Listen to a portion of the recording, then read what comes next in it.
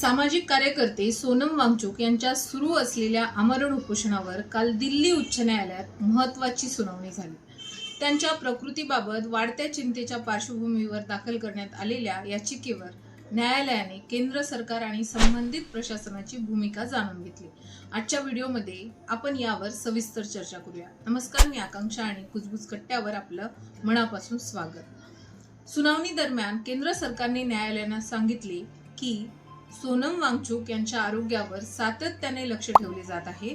डॉक्टरांकडून नियमित तपासणी केली जात असून त्यांच्या प्रकृतीत बिघाड झाल्यास तातडीने आवश्यक वैद्यकीय उपचार उपलब्ध करून दिले जातील। यावर दिल्ली उच्च न्यायालयाने अत्यंत महत्त्वाचे निरीक्षण नोंदवत म्हटले की कोणत्याही नागरिकाचे जीवन अत्यंत मौल्यवान आहे, त्यामुळे प्रशासनाने त्यांच्या आरोग्याची दररोज तपासणी करावी आणि डॉक्टरांनी गरज व्यक्त केल्यास कोणताही विलंब न करता आवश्यक वैद्यकीय हस्तक्षेप करावा।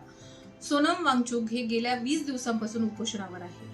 त्यांच्या डॉक्टरांच्या माहितीनुसार या काळात त्यांचे वजन 9 किलोहून अधिक कमी झाले आहे, मात्र ते अद्याप शुद्धीत असून मानसिकदृष्ट्या स्थिर असल्याचे सांगण्यात आले आहे। या प्रकरणात दाखल करण्यात आलेल्या याचिकेत त्यांच्या जीवाला धोका निर्माण होण्यापूर्वी आवश्यक वैद्यकीय उपाययोजना करण्याची मागणी करण्यात आली होती। त्यावर न्यायालयाने स्पष्ट केले की कोणतीही कार्यवाही डॉक्टरांच्या वैद्यकीय मतानुसारच केली जावी। दरम्यान येत्या 20 जुलै रोजी संसदेकडे मोर्चा काढण्याची घोषणाही करण्यात आली आहे।